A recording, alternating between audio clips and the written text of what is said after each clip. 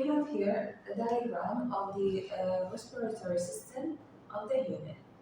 The respiratory system can be broken down into three main components, namely the airways, the lungs, blood vessels, and muscles and bones. Of course, as you know, these two big organs are the two parts of the lungs. This is the trachea. This is the lymph nodes that surrounds the trachea.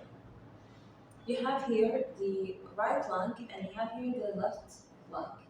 Of course, we are seeing the picture in an opposite way because the person is of يعني قدامنا فحنشوف الرئة مالت اليمنى يسرى وبالعكس والشخص ياخذ بصوتنا يعني حيكون نفس الاتجاه. So we have the right lung. This part to here is the upper lobe and middle lobe lower lobe. ورا ما تخلص الثلاث أجزاء الأبر والميدل واللور حتجينا الريبس هذه هنا اللي هي القفص يعني العظام مع القفص الصدري that protects the lungs. On the left side is also of upper right lobe, middle lobe, upper left lobe, middle lobe, and lower lobe.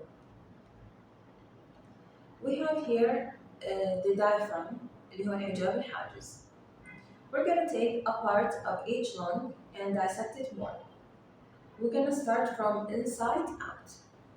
We have here the visceral pleura and the pleura space and the partial pleura, the three layers that comes before the muscle that's attached to the first rib of the rib cage.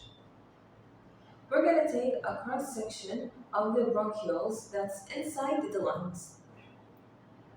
The bronchioles contain an artery, veins, lymph vessels, air sacs that we also call alveoli, and capillary.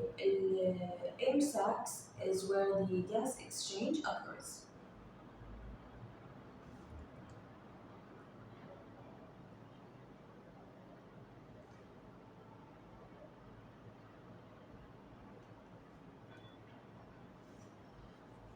Boyle's gas law, we can apply it to the same mechanism of the human breathing.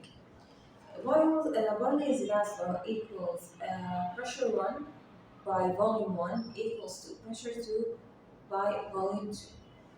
Question number 5, explain the application of Boyle's law to breathing. These are the lungs, okay? When we inhale, we take a breath in, the size of the lung will increase, okay? من يزيد حجم كل رئة you have the diaphragm اللي هو الحجاب الحاجز راح ينزل، okay؟ من يزيد حجم الرئة الضغط داخل الرئة راح يقل لأنه حجمها يزيد فحيكون سبيس أكثر للغاز الداخلي. وعملية الإكسهيل اللي هو الزفير حتكون بالعكس، حجم اللنج راح يقل، الدايفرام راح يصعد، the pressure inside the lungs will okay. هاي relationship between the pressure داخل اللنج حتكون عكسية ويا البريشر خارج الجسم.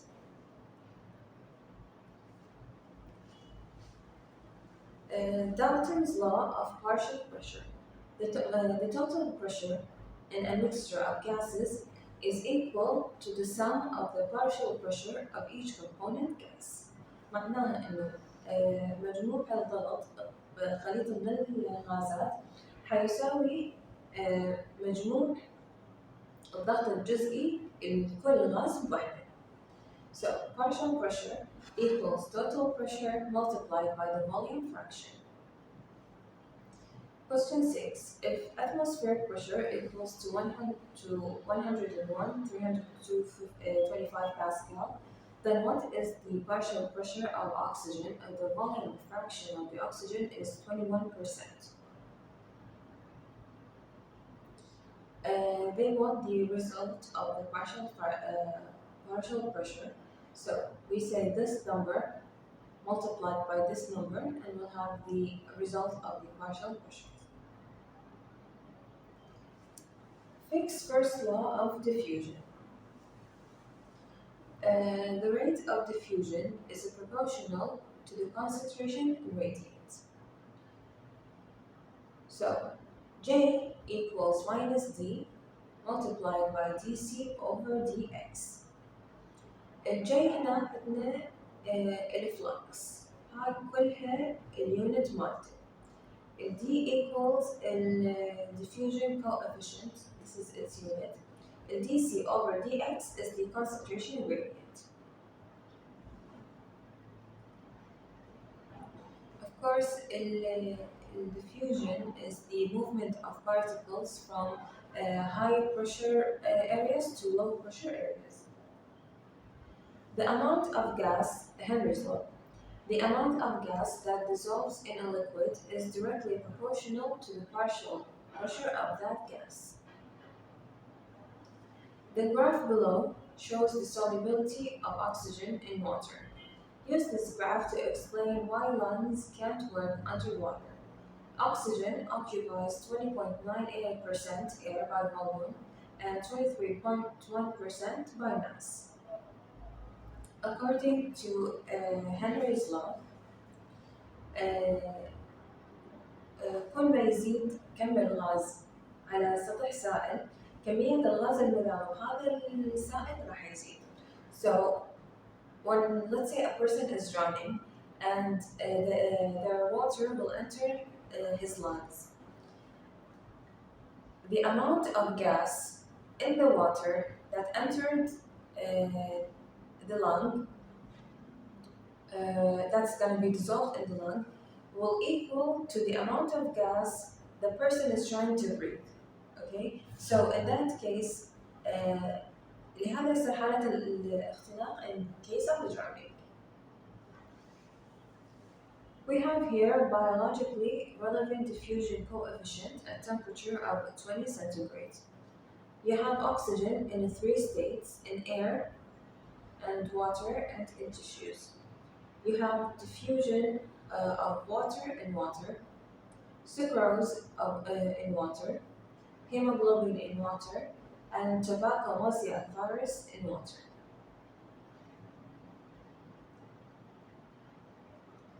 Diffusion across membranes. Assuming a linear gradient, X, this part, is a membrane thickness. Okay, so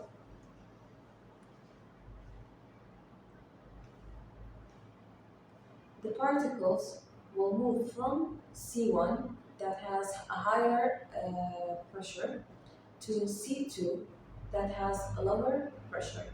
The delta C between them is C2 minus C1, and the distance between the thick membrane is X2 minus X1. So dC or delta C equals to C2 minus C1 over X2 minus X1. Example, ion movements across the mitochondrial membrane. The chemical gradient of the hydrogen ion equals to 3.62 by 10 to the inverse force of 7.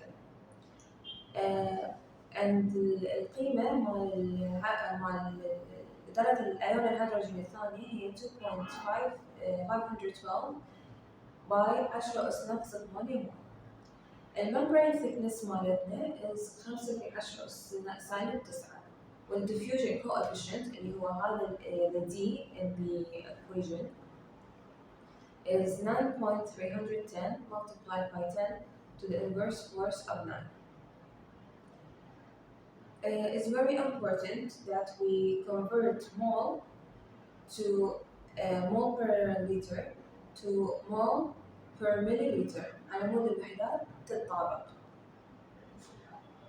We directly apply the values of each ion to the same equation, that is C2 minus C1 and X2 minus X1. هنا إنه نعطينا إياه القيمة مالتها directly without us calculating C2 minus C1 يعني نعطينا الدلتا directly. And we have here a direct application of the law. Ions are also subjected to electrical gradients. Biological application of thermodynamics too, we have calories. You have this device, it's called the Baum calorimeter, okay? We have here a short video to explain how the Baum calorimeter will work.